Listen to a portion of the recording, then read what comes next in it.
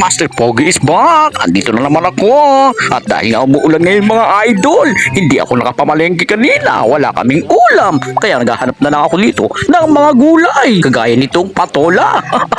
Pinakyat ko na yung aking anak ng patola. Dahil nga pag ako ang akit yan, ay nako, sasabog ang aking tiyan.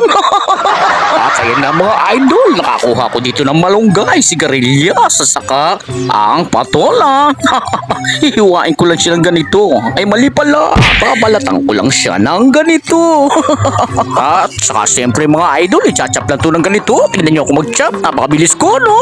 Napakagaling ko, isang pandaraya na naman. Kanya-kanyang puri na lang sa sarili. At habang nagbo-voice over ako dito mga idol, may nagbibidyo ko sa kabila.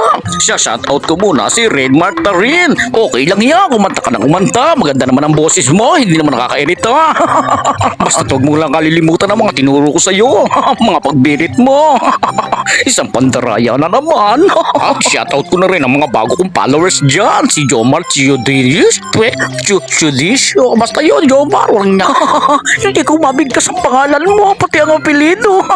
Magpasensyahan mo na ako. Medyo nabubulol ako. Shoutout ko na rin ang aking kumpare, si Randy Arganusa. Alam ko lagi kang nanonood ng aking mga katarantaduhan.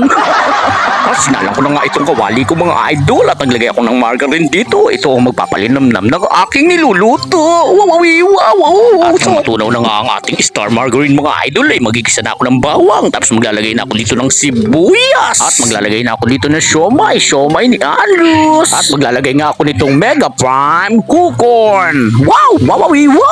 Mekos! Tornado!